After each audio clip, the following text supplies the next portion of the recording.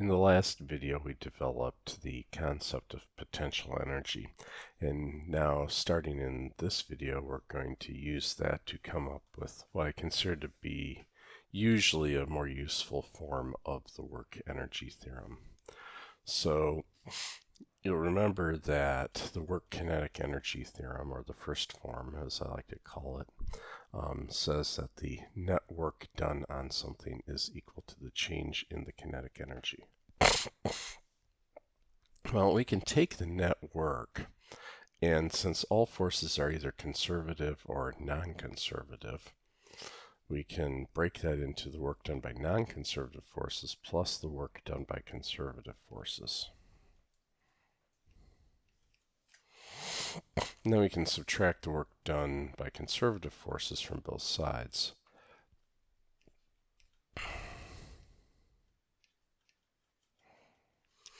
But we remember that the work done by a conservative force, by definition, is the negative of the change in its potential energy. So that means the negative of the work done by a conservative force is equal to the positive change in its potential energy.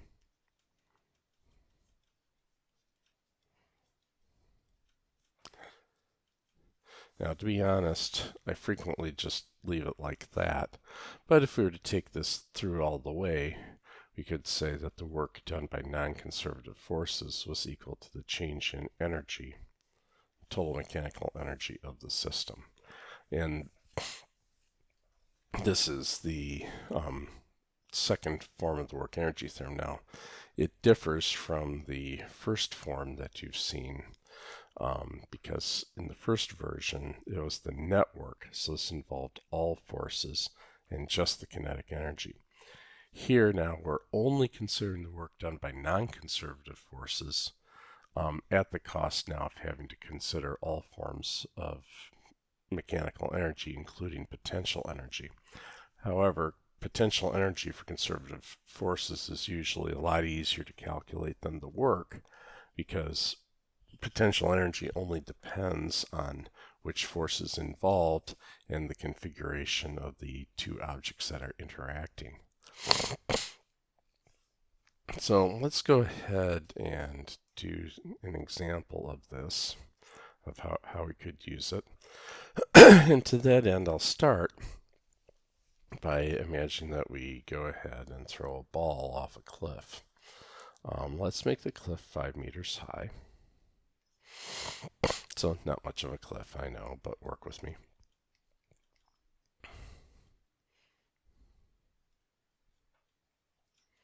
So there we go.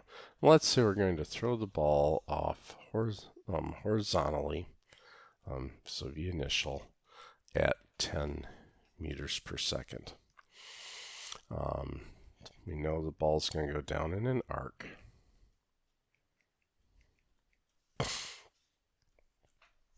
And just before it hits the ground, because we don't want to think about the non-conservative work done by the normal force to bring it to a stop, so just before it hits the ground,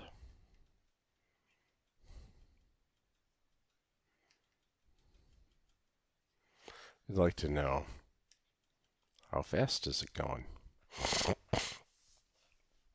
All right, now with these problems here, we know that gravity is going to be involved, and it's a conservative force. And the first thing you have to do whenever you think about gravity is you have to decide where y equals 0 is. And there are exceptions to this where it'll be more convenient to put elsewhere, but I'm usually a fan of putting y equals 0 at the bottom of the problem. So this would be y final is 0. And then that means that we can put y initial up here at plus 5 meters. Now you could have chosen to make this bit up here say 0 as long as this was negative 5 meters, so that would be fine.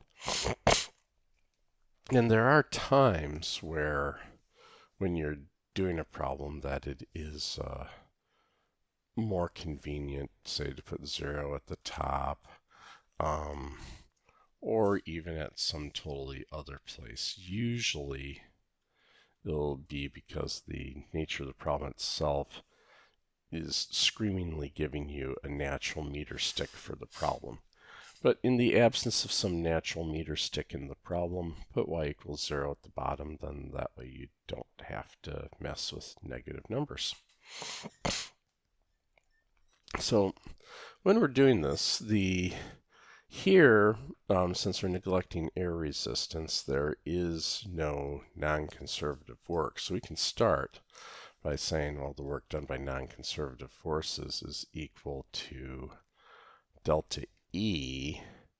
But here, the non-conservative work is 0 because we're neglecting air resistance. So you get that 0 is going to be equal to delta KE plus delta PE. Let's follow that through some more. That'll be KE final minus KE initial plus PE final minus PE initial. Now you can move the negatives over to the other side, and you can write as KE final plus PE final equals KE initial plus PE initial. And this is also a very useful way to write these things. So here, though, this makes it very clear in the absence of non-conservative forces, or if you have non-conservative forces, like say maybe if you have a hockey puck sliding on the ice, and you'll have the normal force acting on it, but it's always perpendicular. That's at least a force that does no work. So in the absence of non-conservative forces, or at most having forces that always act perpendicular to the motion, it'll be the case that the sum of the kinetic and potential energies before and after is the same. So I like sort of taking a bookkeeping approach to this, where what I'll do is I'll make a table, final and initial.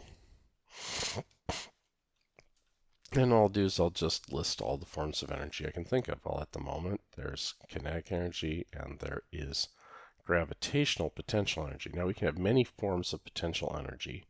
So if, say, there's a big spring at the end of the problem or something like that, we could just go ahead and add in a spring potential energy and so forth until we have all of our conservative forces dealt with. But here we just got gravity, so we're good to go. So we then just write expressions for the final and the initial. So this will be 1/2 mv final squared. This will be 1/2 mv initial squared. My initial potential energy will be mgy initial. This will be mgy final. But because I chose y final to be 0, I can make that term go away. Then all you gotta do is just add up the columns and equate. So we have 1/2 mv final squared equals 1/2 mv initial squared plus mgy initial. All right, cancel the mass, which is a good thing. I never gave it to you. Then we can go ahead, times through by 2, so v final squared equals v initial squared plus 2g initial. Take the square root of both sides. V final equals the square root of v initial squared plus 2g initial. And now we can go ahead and put in our numbers. So putting in the numbers, we will have v initial we said was 10 meters per second plus 2 times 9.8 newtons per kilogram, which we will go ahead and restate as meters per second squared here, times 5 meters. All right, grind that through, you get 14.1 meters per second. All right, now at this point here, I would like you to revisit this problem. I'd like you to think about it for 2 other situations. So, if you got some pencil and paper available or whatever, this would be a good time for it. I'd like you to revisit it for these 2 cases here, where the initial velocity again is 10 meters per second, but it's angled at 45 degrees above the horizontal. and again when it's angled at 45 degrees below the horizontal. So go ahead and work on this, and once you're done, go ahead and unpause the video and get back with me. Okay, now I hope that you didn't hate me too much for me having asked you to do that, because when you did that, what you should have gotten was 14.1 meters per second each time. This is because when we fill out the table, it'll be the exact same thing. Kinetic energy is a scalar. It only depends on the speed, not the direction, for both the final and the initial. Your initial height in the problem is the same no matter what. Your final height in the problem is the same no matter what. So the answer is the same no matter what, 14.1 meters per second. So what's going on there? Well, clearly there's some information that we don't have, that we can't get doing energy conservation. For one thing, we can't figure out what the x-coordinate is where it lands. We know these trajectories are going to be hyperbolas, but we don't know, but we can't get that from, hyperbolas, but we can't get that from the energy conservation. We can't get the time of flight. We know if you throw it at 45 degrees above, because it first has to go up before it can go down, it'll be in the air longer. We can't get the time of flight. And this is, in fact, a sacrifice that you make. So energy conservation is insanely powerful for the kinds of problems it can do. If you've got a problem that's amenable to energy conservation, if you're only interested in getting the speed of something, say, it can rip through the problem like a hot chainsaw through butter. If, however, you need to know the trajectory, so, direction information, or you need to know time evolution information, how long was in the air, that you can't get from energy conservation. And this is tied into a thing called Nether's theorem, which I won't get into for very long here, but Emmy Nether demonstrated in the early 1900s that for every conservation law is because there is a symmetry in nature. In this case, the energy is conserved in this situation because the laws of physics are the same for all time. And for this, to exploit this symmetry, you are throwing away the time information and just looking at what the symmetry gives you. Like I say, I'm not going to get deep in the weeds on that, but just to point out that there is something very deep and fundamental about this. But anyway, that is the trade-off. You can't, whenever you do energy conservation, you will throw away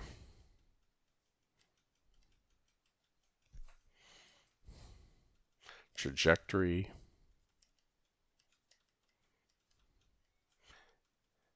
and time evolution information. That's just the trade-off that you have to make.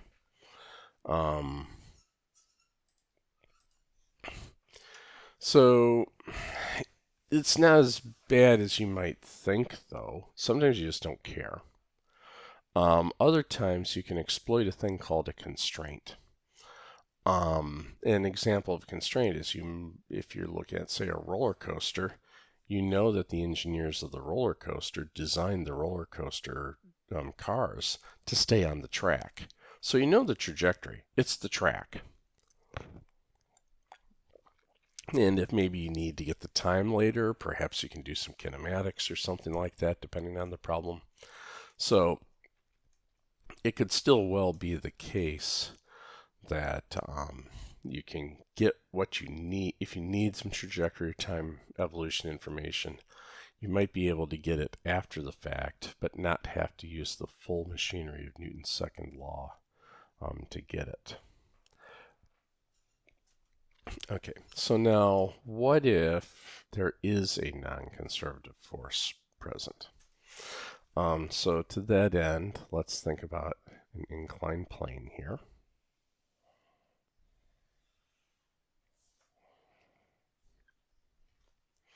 And let's say it is tilted at 37 degrees. Okay, I've got my, this is now traditional unspecified mass that we will say is starting at rest. It won't be technically true. We're going to nudge it from rest. And so we're going to be neglecting the work done by the finger pushing it. We're going to imagine it did the exact bare minimum to get the crate going and no more, so that we can pretty ruthlessly ignore that. And let's say we're going to let it slide 5 meters down the ramp. When we get down to the bottom of the ramp here, I'd like to know, what is the final speed? All right, so here there are non-conservative forces present. And so if we remember our version of the work energy theorem that we had before, we started by saying that the work done by non-conservative forces was equal to delta KE plus delta PE, and so that was PE final minus, KE final minus KE initial plus PE final minus PE initial. Now if I add the initials to both sides, what you get is KE final plus PE final equals KE initial plus PE initial plus the work done by non-conservative forces. So we can still do our energy balancing as long as we, just for the bookkeeping, stick the non-conservative work on the before side of the table. And this is purely for accounting reasons. It's not, work done by non-conservative forces isn't a form of energy. It's just kind of like acknowledging that the environment is going to be providing or taking away this much energy going forward. And so we just stick it over in the before side to acknowledge what we're going to figure out that the environment is doing to the system. Okay, so here though, let's go into, we're going to have to figure out the work done by non-conservative forces. And so to that end, we're going to have to do a little bit of Newton's second law, no two ways about it, but less than we would have had to before. So you can go ahead and draw our free body diagram.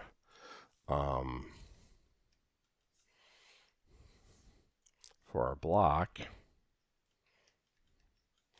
And you're still, for our free body diagram, we're still going to want to tilt our coordinate system so that plus x goes down the ramp and plus y goes up the ramp. Okay. And we remember that this angle is that angle. So one of the things that we get out of this is there are two forces that we have to worry about whether they do non-conservative work or not. Let's just start real quick with the low-hanging fruit of the normal force. With the normal force, if we go and take a look at it, we can see it points up like that, but my displacement's going to be like that. So that makes that a right angle. So the work done by the normal force will be 0. So yay, there's that. And that's usually the case, and not always. But as long as a force always acts perpendicular to the displacement, its work is 0, so we can ignore the normal force. Friction, on the other hand, is acting anti-parallel to the displacement. So when we think about kinetic friction, it's acting anti-parallel to the displacement. That makes the angle between the two of these 180 degrees. So the work done by kinetic friction is going to be the force of kinetic friction times the displacement times the cosine of 180. And cosine of 180 is -1. So this will be minus FKD. Now, we need to come up with an expression for FK in terms of things like G and stuff like that if we're going to be able to meaningfully solve the problem. And to do that, we're going to have to figure out the normal force, because remembering our model of kinetic friction, this will be mu Kn times d. All right. So there we go. So this piece here will be FGY. That piece there is FGX. And so I will have to do F net equals MA here, but I only have to take the y component of it. So in the y direction, we have the normal force acting up, all of it, and I have the y component of gravity acting down, and that'll equal, MA sub y, but a sub y is 0. And the y component of gravity, since it acts down, we pick up a minus sign. The force of gravity is mg, and this will be the cosine of theta to pick out that piece. So that tells us that the normal force is mg cosine theta. All right, so with that, we're finally ready to go. So we get that the work done by kinetic friction is minus mu k mg d cos theta. Now, this certainly is not as convenient as the first problem, because we did have to do some Newton's second law stuff to figure out the normal force so that we could come up with a useful model, expression for the work done by kinetic friction. But that was literally all we had to do.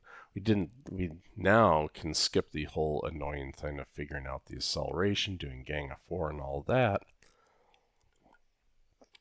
by making a table and balancing out the energies. So in our new version of the table here, we're going to say final,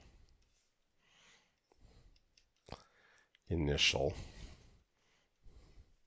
So now we'll put down the forms of energy we can think of. There'll be Ke, potential energy, just gravity, and then we'll now put in a column for the work done by non-conservative forces. And remember, we only add that to the initial side, so I like to box that out just so we don't think about it. All right, so my expression for the final kinetic energy, 1/2 mv final squared. For the initial potential energy, 0. And we have here minus mu k mg d cos theta. All right, we still do have to do a little more work, and that is to come up with expressions for the gravitational potential energy, but all is not lost here. Here we go ahead and we can put that y equals 0 here. Yes, this is a different coordinate system than what we're doing here. That's okay. This coordinate system here was for analyzing Newton's second law. Here we're doing a different thing. We're allowed to choose a different coordinate system. So this is y final equals 0. So we really just got to figure out y initial. And that's not too bad either, because that's going to be d. This is my hypotenuse. Here's my y times the cosine of theta. So this will be d cos theta. Turns out to be 3 meters for those of you keeping score at home. All right, so now that we've got those expressions, the final potential energy is 0 because we chose y equals 0 at the bottom. That makes the math more convenient. And so now we've got mg y initial, and we can replace y initial with sine theta. My apologies.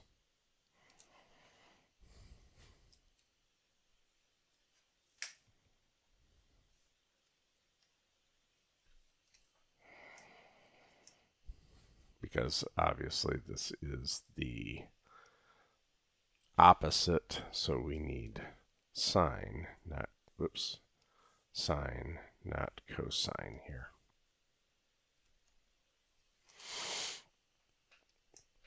By the way, how did I catch my mistake?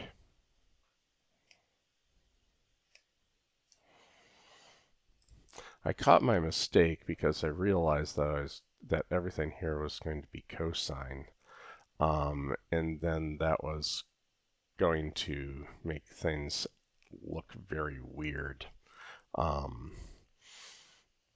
because it would be saying that the work done by the non-conservative force was going to be changing in sync with the gravitational potential energy. But as I tilt the ramp up, the gravitational potential energy should increase, but the normal force should decrease, which means that friction should be decreased, which means the work done by friction should be decreasing. So I realized that there was a problem there.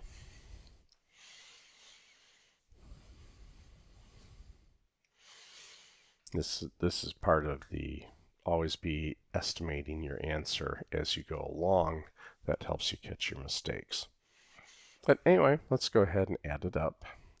So we have 1/2 mv final squared on the one side. That's equal to mgd sine theta minus mu k mgd cos theta. We can cancel the m's. And let's see, we can clean this up just a little bit. Everything has a g and a d, right? So we can say this is g times d times sine theta minus mu k cosine theta. That cleans it up a little bit. All right, now you can just multiply through by 2, take the square root of both sides, we're good to go. So v final is the square root of 2 times gd sine theta minus mu k cosine theta. I did specify mu k, right? Oops, I forgot to put that in. Mu k was 0.25 in this problem. All right, so we can go ahead and put everything in. So this is square root of 2, 9.8 newtons per kilogram, which in this case we will rewrite as meters per second squared, times 5 meters, times the sine of 37 degrees minus 0.25 cosine of 37 degrees. Grind it all out on your calculator and you will get 6.26 meters per second. Now, this may seem like a lot of work, and it is, but it's a lot less work than if you did it purely by figuring out all the forces and doing Newton's second law of motion in x and y, solving for the acceleration, grinding into the kinematics equations. You would get there, but the whole point of this is you get there a lot faster, even with us having to take the unfortunate detour of having to do a little bit of Newton's second law in order to figure out the non-conservative work. Certainly not as clean as if you have only conservative forces, but certainly also not the end of the world. Alrighty, so you might ask yourself, well, okay, where does this energy go? We did this work on the crate, where to go? Well, if I'm a little more expansive in thinking about the system, and I were to expand the system to include both the ramp and the crate, like so, then the work done by kinetic friction would be internal. And yet we need to get the same answer, so we have to come up with some other way to bookkeep for it. And the answer turns out to be at the microscopic level. If I were to zoom in really close on this surface, we're going to have jaggies here, and we're going to have jaggies there between the two surfaces. So what will happen is, as these jaggies pass each other, I'm going to super duper zoom in on one of these jaggies. As this jaggy, say, is going past this jaggy, what's going to happen is that this one's going to bend back a bit like this, and this one's going to bend back forward a bit like that. And then as this moves past, they'll just start springing back and forth. And so you'll get the little jaggies at the end of the surface, because no surface is perfectly smooth, oscillating back and forth, which means that we've stretched the molecular bonds, so we've increased the potential energy between the of the bonds, and we're also getting these atoms to move, so we've increased the kinetic energy of the atoms. In most books, this gets called thermal energy. At the moment, we'll just call it other energy. I'm still going to say it's thermal energy, but we'll be official about that when we do thermodynamics. And so this is equal to the kinetic energy at this microscopic level plus the potential energy at this microscopic level. So another way that we can rewrite our work energy theorem is if I expand the system to be big enough that there is no, so let me rephrase that. So now I can restate my work energy theorem. We could still potentially have non-conservative forces, just here we expanded enough so that friction was not one of them, because it was internal to the system. If we've expanded our system like that, we will have to add a change in other energy term to balance the books. So then we would be writing that the work done by non-conservative forces is the change in kinetic plus the change in potential plus the change in this other energy, the thermal energy of the system.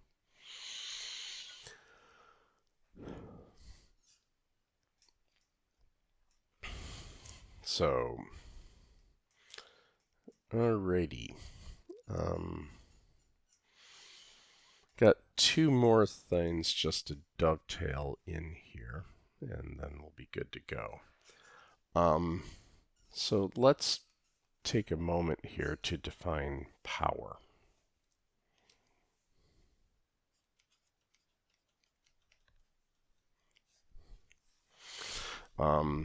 Power is the rate at which we transfer energy. So it's defined as the work done on something over the time it takes.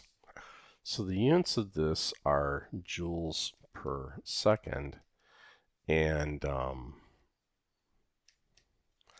we have a special name for that. We call that a watt, after one of the people who did a lot of work on heat transfers in steam engines. So this is the rate at which work is being done by a force. Using the methods of calculus, you can also show that this would be equal to the force that's doing the work times the speed of the, if you're pushing in the direction something is going or against it, it'll be the force times the speed of the object. That's a useful result to have in your back pocket. But I want you to think about your electric bill for just a second. When you look at your electric bill, you see that your that you always get billed in kilowatt hours. So I want you to ask yourself, what are you actually getting billed for? What is the physical quantity you're getting billed for? Pause on that for a second, think about it, and then we'll get back together. All right, well, let's expand the units out, shall we? Kilo always just means times 1,000. All right, so 1,000 watts times hours. All right, let's expand that out further. So we've got 1,000. A watt, we said, is a joule per second. And we have times hours here, right? So we still have joule per second times hours. And 1 hour is 3,600 seconds. So canceling my hours, and I can cancel my seconds. Hey, it's joules. And it is 3,600,000 joules. So when you get billed for electricity in kilowatt hours, you're being billed in increments of 3.6 million joules. Now, this may seem like a really weird number, but it turns out that back in the early days of developing electric meters, this was a very natural way to for electric meters to bill things, and people haven't really seen a big burning need to change things since. But anyway, so just keep in mind that watts or kilowatts is power, the rate at which energy is being transferred. Watt hours or kilowatt hours is the amount of energy being transferred. And by the way, not every country does this. There are countries that actually require that when you get billed for your electricity, that you get billed in joules. But most countries use kilowatt hours, and that is units of 3.6 million joules. And then I will finish off with one last thought, and that will do with just developing the idea of efficiency. This is something that we'll get to more later on, but we'll introduce it here. So, if we think about, say, somebody running up a flight of stairs,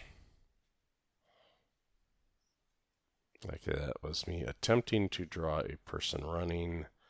Yeah, okay, just work with it here. So let's think about this person running up the flight of stairs. We know that as they go up the stairs, their potential energy is going to increase. But, and let's say, for a typical person of typical mass, going up a typical flight of stairs, this increase will be on the order of about 1,800 joules. However, it turns out that in order to get the energy to do that 1,800 joules, if you follow the food metabolism process through, and then you go into running the Krebs cycle to extract the energy from that, and all of that, it actually means that you took that this requires, again, for the typical person, on the order of about 7,200 joules of food energy. And it'll turn out that the rest of the energy will go to thermal energy of the air around the person eventually. But we can define an efficiency. And physicists are pretty uniform in how they define these kinds of what we call figures of merit. They all get defined basically the same way. They're always what you get over what you had to pay.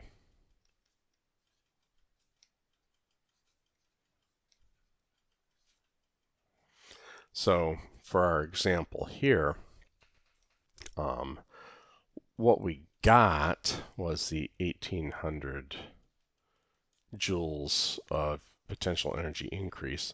We had to pay 7200 joules of food energy, so 0.25 or 25%. So in this particular example, the body is roughly 25% efficient at converting food energy into mechanical work. Now, there are two kinds of limitations that keep us from having 100% efficiency. One is process limitations, like what I was talking about here, that running every step of Krebs cycle costs us energy. And so we can't get 100% of our food energy back out as potential energy.